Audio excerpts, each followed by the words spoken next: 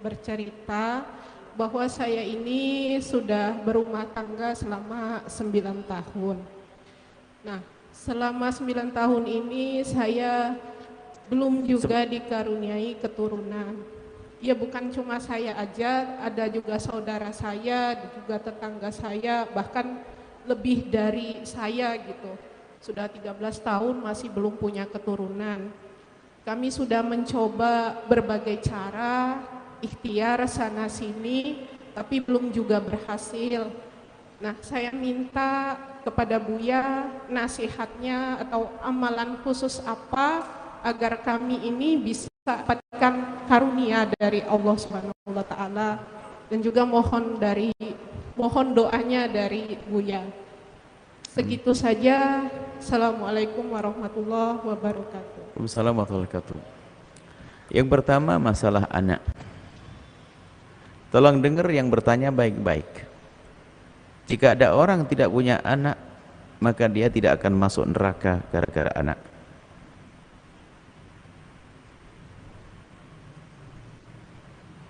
Orang yang tidak punya anak, dia tidak akan masuk neraka gara-gara anak.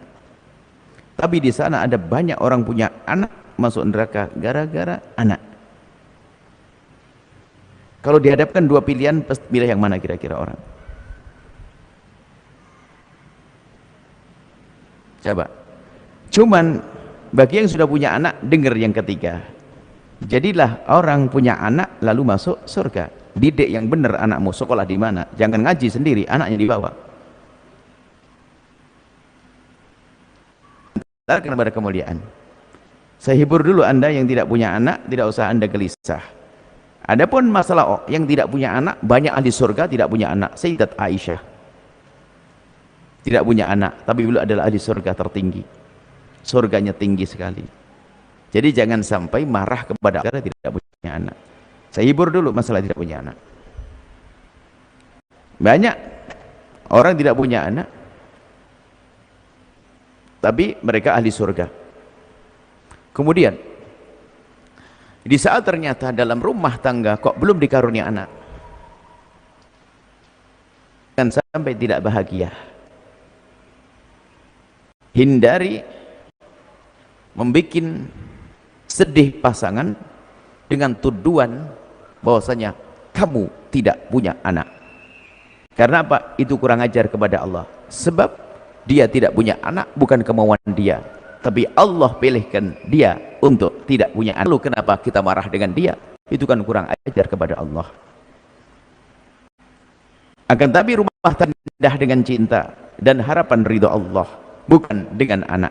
Banyak orang punya anak setiap hari berantem, tapi di sana ada orang nggak punya anak tapi indah setiap hari. Kenapa kok kita milih yang sudah tidak punya anak juga berantem setiap hari? Bukankah ini kebodohan di atas kebodohan? Maka semakin lapanglah hati Anda, khususnya jika ternyata, ini nasihat buat semuanya, jika ternyata Anda menemui sudah terlanjur pergi ke medis. Sebelumnya saya tahan dulu, saya tidak masuk ini. Di dalam berusaha untuk mendapatkan anak, hati-hati, jangan sampai Anda melakukan usaha yang melanggar syariat macam-macam. Pergi ke tempatnya, katanya orang sini orang pinter. Bingung, saya itu pertama kali masuk ke negeri ini orang pinter. Gimana Buya datang ke orang pinter? Saya bilang ya boleh orang pinter. Kenapa? Kan kita harus datang orang pinter. Rupanya orang pinter itu bahasa halus, dukun. Nah, ini kan kacau. Jadi waktu pertama kali kita datang, di saat ada orang bertanya di mimbar juga, datang orang pinter, ya boleh lah. Udah datang orang pinter kan? Udah datang orang pinter nggak boleh, terus datang orang kaya apa? Mau bertanya. Rupanya istilah orang pinter itu aneh. Dunia perdukunan, ngajari yang enggak dan sebagainya. Anda tahu datang ke sini. Atau melakukan sesuatu yang melanggar syariat. Jangan lakukan itu. Anda ikhtiar yang normal, ikhtiar yang diizinkan oleh Allah. Nanti di ujungnya kami kasih doa dari Al-Quran tentunya. Tapi tetap ini nasihat dulu. Kemudian di saat menemukan pasangan, kok sudah terbukti dia memang tidak punya anak, dari sisi dia terbukti mandul menurut dokter, tidak bisa membuahi kalau dia laki-laki, tidak bisa dibuahi perempuan atau macam-macam, atau seorang perempuan yang sudah dihimnya atau macam-macam, maka berjiwa Anda punya jiwa besar untuk berkorban. Korbannya bagaimana? Ada sebuah kisah. Kisah ini bagi kami menyentuh sekali.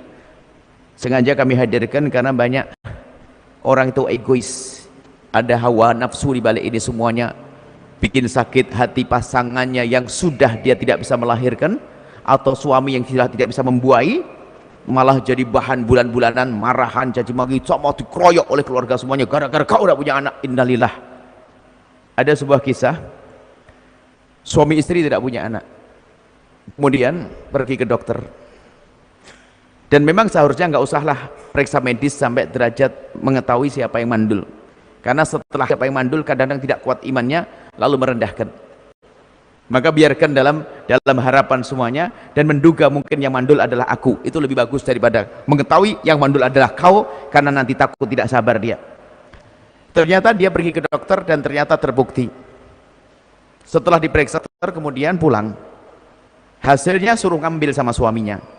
Suaminya datang ke dokter ngelihat hasilnya, setelah dilihat ternyata suaminya nggak ada masalah, normal, senang. Dan istrinya, yang bermasalah istrinya, karena dia ada satu penyakit maka dia tidak bisa dibuahi. Laki-laki itu saking penuh kasih dia menitikkan air mata.